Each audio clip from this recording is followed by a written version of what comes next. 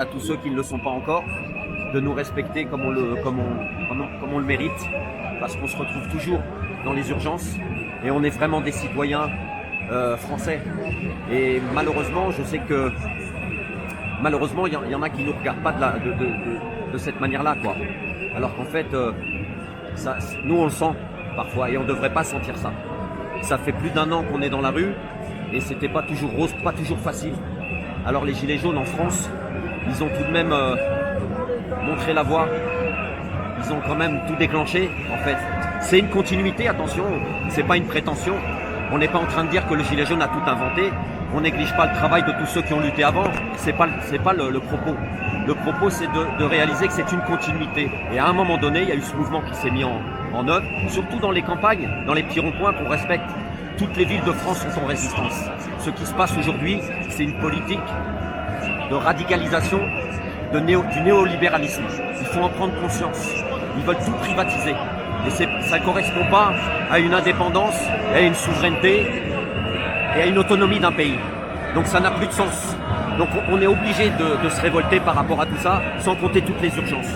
Donc il faut vraiment que les gens prennent conscience de qui on est. Parce que nous sommes des citoyens et on essaye de faire de notre mieux. C'est pas évident, c'est pas facile parce qu'on a tout contre nous. On a tous les outils du pouvoir. Donc on appelle tous les gens à prendre conscience et nous les respectons.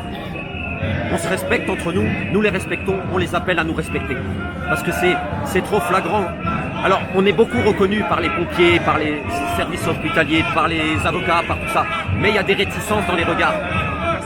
On a vécu des choses traumatisantes, on a vécu des choses difficiles, il faut qu'ils le comprennent. On n'est pas parfait, mais eux non plus. Et on en appelle à l'union. Il n'y a que ça qui peut nous permettre de sortir. Parce qu'aujourd'hui, si on en est là, c'est à cause de ces séparations. On pense que les avocats, c'est les avocats. Les pompiers, c'est les pompiers. On est tous un peu comme ça. On a été un petit peu fait dans ce moule-là, finalement. Ça fait partie du système, finalement. Et c'est, pour moi, à mon sens, c'est pour ça qu'on en est là. C'est pour cette raison-là qu'on en est là aujourd'hui dans ces malaises de société. Parce que si on avait été tous ensemble dans des choses essentielles, comme l'environnement, comme l'éducation, comme la santé, comme toutes ces choses. Et il ne faut jamais lâcher ces points-là. Il faut être tous d'accord, tous se mettre d'accord, s'entendre. Il ne suffit pas de le dire, il faut le faire. Il ne faut pas penser que c'est pas possible.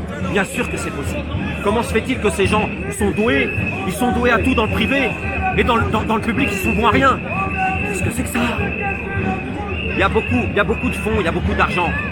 Le peuple français, comme tous les peuples de nations, ont participé au développement du pays.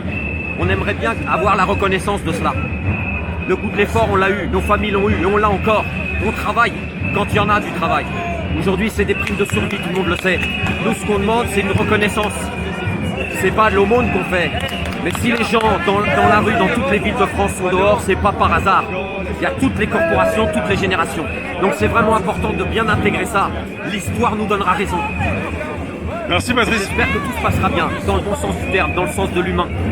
Voilà, merci à toi Rémi.